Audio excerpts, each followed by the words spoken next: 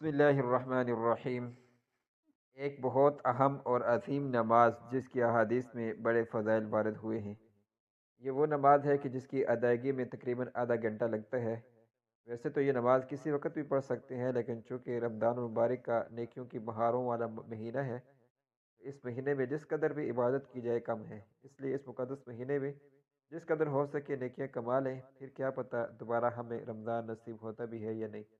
इस नमाज की अहमियत का अंदाज़ा इससे लगाया जा सकता है कि इसके बारे में आप सल्लल्लाहु अलैहि वसल्लम ने फरमाया, अगर तेरे गुनाह समुंदर की झाग के बराबर हों या रेत के ज़र्रात के बराबर हों तो अल्लाह ताला सबको माफ़ कर देंगे। अल्लामा तक़ीउद्दीन सुबकी रहमतुल्लाह फरमाते हैं कि जो शख्स इस नमाज की फजीलत और अहमियत को सुनकर भी गफलत अख्तियार करे, वो दीन के बारे में सुस्ती करने वाला है, सुलहा के कामों में से दूर है। इसको पक्का यानी दीन में चुस्त आदमी नहीं समझना चाहिए।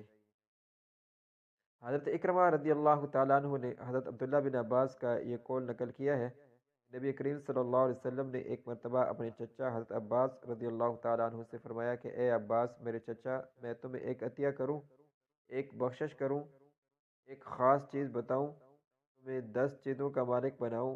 जब तुम इस काम को करोगे तो अल्लाह जल्ल शानहू तुम्हारे सब गुनाह, पहले और पिछले, पुराने और नए, गलती से किए हुए और जान बूझ कर किए हुए, छोटे और बड़े, छुपकर किए हुए या खुलम खुला किए हुए, सब माफ़ फरमा देंगे। वो काम ये है कि 4 रकत नमाज सलात व तस्बीह की नीयत बांध कर पढ़ें और फिर बाकी नमाज का तरीका सिखाया।